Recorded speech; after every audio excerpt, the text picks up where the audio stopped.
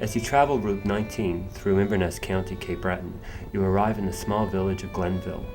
Glenville, like many communities in the area, was primarily colonized in the early 1800s by settlers from the Highlands of Scotland who brought with them their Gaelic culture. Because Glenville loses its light so early in the day, it was originally called Glow Dew, the Black Glen.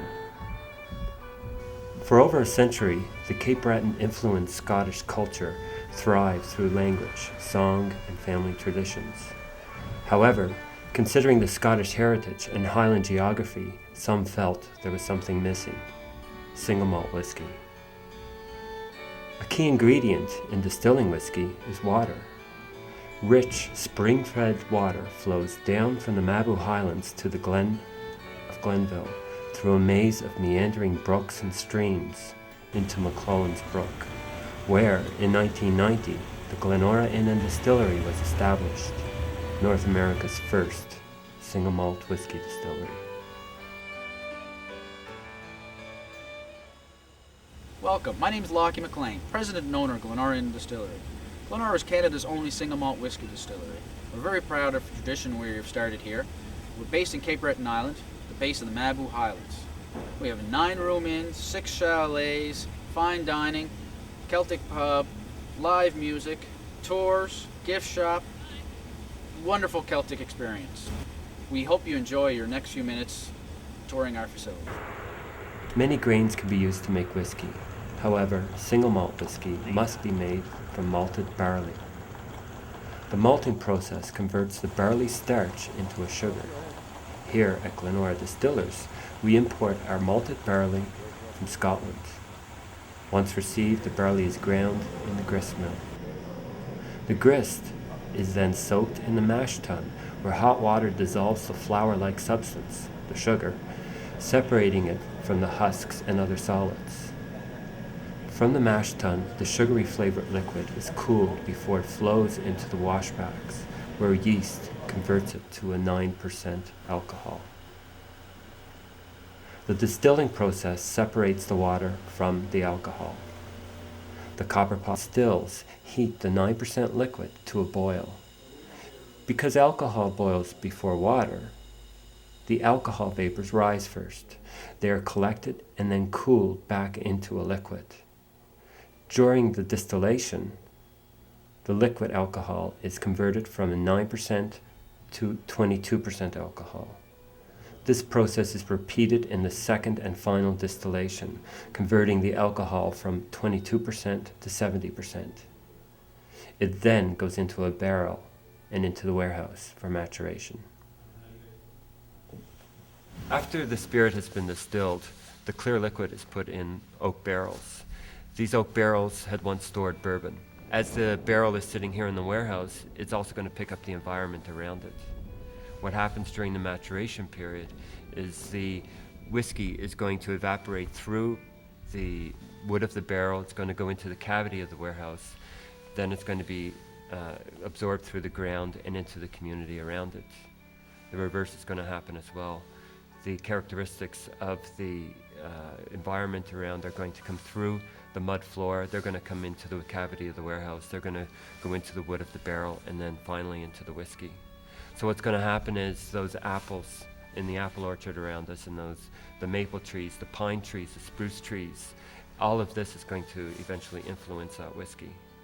And that is what we smell here in the warehouse today. We can smell the apples. It smells like somebody baking apple crisp with the cinnamon and the mud and the whiskey. Over years and years, it's going to be picking up all these different flavors. Now, each cask can be put in here side by side, but mind you, over a period of time, after 10 years or so, those casks, when we take them out, they could be totally different products in color as well as taste. So it depends on where these barrels were beforehand, before they came to us. It depends on where the barrels are situated in the warehouse. Are they on the top? Are they on the bottom? Are they close to a door?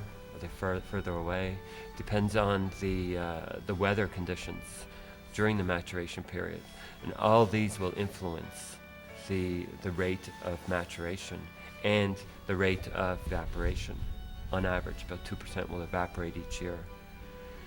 So when we fill up a cask, after 10 years, about 80% of that liquid will still be in that cask. 20% will have escaped. And that's what's called in the industry the angel share. Whiskey has been produced since 1990 here at the Glenora Distillery. However, it was a product that was made and casked in 1992 and then bottled in the year 2000 that became our first and North America's first single malt whiskey. Glen Breton Rare's 8-year expression sold very quickly to an anxious market. The first 500 bottles were signed, numbered, and boxed as a collector's item. There are only a few bottles left for sale. In 2001, we again bottled 1992 product. This year, however, because it spent an extra year in the barrel, it was sold as a 9-year whiskey. Each year following, we bottled and distributed a 9-year single malt whiskey throughout Canada and select markets beyond. In 2005, we started distributing a 10-year expression.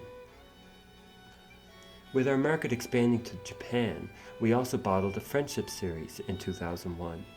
It is aged 9 years, has a lotus and a thistle on its label, and is dipped in red wax.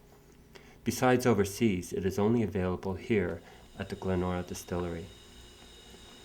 In fall 2004, Glenora Distillers released its first single cask bottling. In 1990, the first year of production, there were only 20 casks barreled.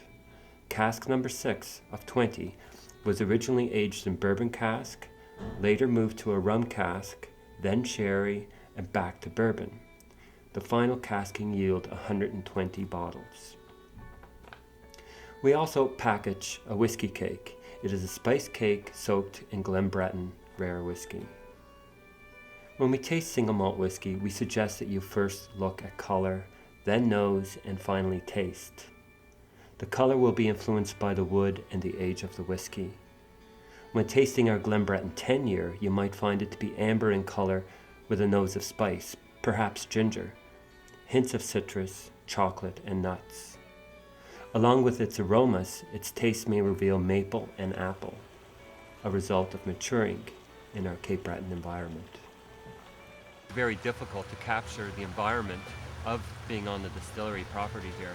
We are going to try and bring it as much as possible to people.